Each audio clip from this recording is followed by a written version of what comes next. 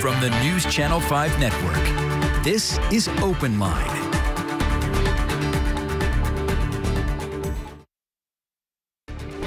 Good evening, everyone, and welcome to OpenLine. I'm Carrie Sharp. Thank you for being with us tonight.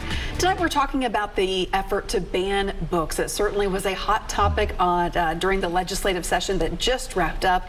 And I have Kent Oliver here with me, the director of the Nashville Public Library. Thank you for being here. Well, thank you for having me. And I want to remind our viewers, this is OpenLine. This is your chance to call in, discuss this issue. It certainly has been a topical one in the news over the last several months. And Kent, I'm sure you know this very well. I'm sure you were watching this legislative session very closely. There were just a flurry of bills and amendments. Are we going to do it this way? Are we going to do it that way? It was hard to keep up with, but at the end of the day, two bills have passed out of the legislature. One really creates gives more power to a statewide committee to create a statewide ban on a book, which has not been the case before. And then the second one, a lot of people call it the obscene school materials book, and it requires librarians to make sure that the materials in the library are age appropriate. Right. At the Nashville Public Library, you all have created a campaign kind of surrounding this idea. Tell me about it. Well, libraries are always interested in the freedom to read and intellectual freedom. And as we looked at what was going on in the legislature, we thought it was time to remind people that the Nashville Public Library is a place where they can get all types of books, whether if it's something you're interested in, to expand your mind, whatever, you can come to the library and find books on all sides of an issue. And we want people to be reassured and to exercise that right to read. This has really been part of your life's work, the freedom to read. Right. Tell me how so. Well, I started working in libraries at a very young age, and to me the magic of the library is that if you are interested in any topic, you can most likely find it in the library, or you will find a librarian who will find it at another library. That's right. And in this day and age, you'll find a librarian that will help you find it online if you need it. But you know, when it comes to books, we try and cover the whole waterfront of what people might be interested in. It isn't just about the most popular ideas. It isn't about the ideas that are in vogue right now. It's if you come in and need a particular book that maybe is hard to find, we'll get it for you. So you all have created a campaign called the Banned Book Card. Right. Tell me more about that. Well, what we're doing is in this coming month, our goal is to give out 5,000 new I read banned book cards. Library cards. Right, they're library cards. And you don't have to be getting a new card. You can trade your old card in for the new banned book card. And there's no charge for it. And we're happy to do that. You'll end up with a different number on your library card, but I doubt that you have that memorized. I don't think anybody's too tied to their library card number. Not at all. This is a picture of it that you see on the screen right now. Cool graphic, that's for sure. Yeah, we have a great graphic designer in-house, and he did a great job on that. He sure did.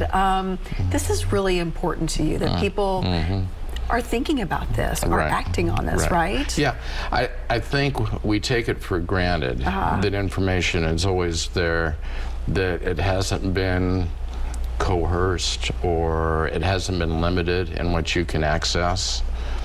And in a democracy, that's really critical, because intellectual freedom is really all about the right to receive information and the right to give information without guardrails, or at least too many guardrails.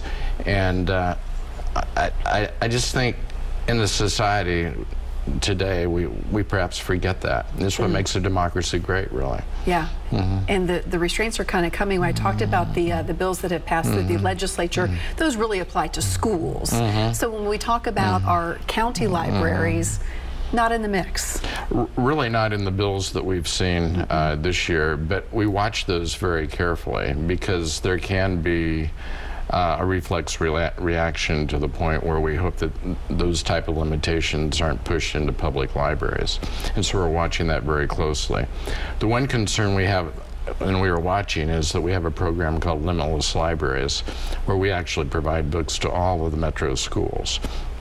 And it's a national model, and students can go online and search for books.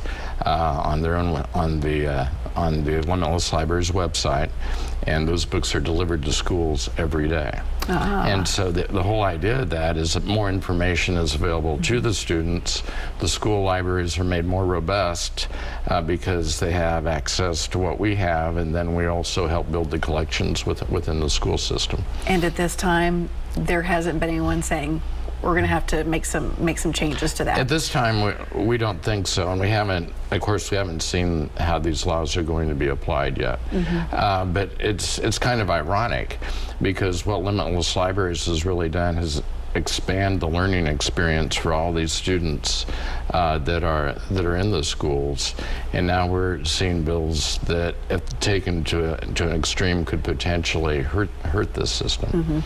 You know, one of the bills that the legislature passed, as I mentioned, creates the opportunity to make an appeal to a committee that would then, if they pass it, would create a statewide ban, whereas before, material selection has been left up to local school boards. What's the danger in this from your point of view? Well, we think that it's really important that parents be involved in the selection of books with their kids, whether it's in the public library or the school library. And so, for instance, we were talking about your family earlier, and you want to be able to go into a public library and make that selection for yourself without anybody having limited what could actually be on the shelf for you to choose from. It's about choice. In the school, and so we're about expanding ideas and experiences. In the schools, we think that those books should be there in order to support curriculum and support growth, and that there shouldn't be any undercurrent of political influence or something like that. We just think that all ideas need to be getting to these students and support what they're learning. We're going to take a quick break. When we come back, I do want to remind you, this is OpenLine. We would love to hear your input if you've experienced this maybe during your childhood in your own library. Maybe your kids are experiencing it now. You're having the conversation around the dinner table. Go ahead and give us a call. We're coming right back.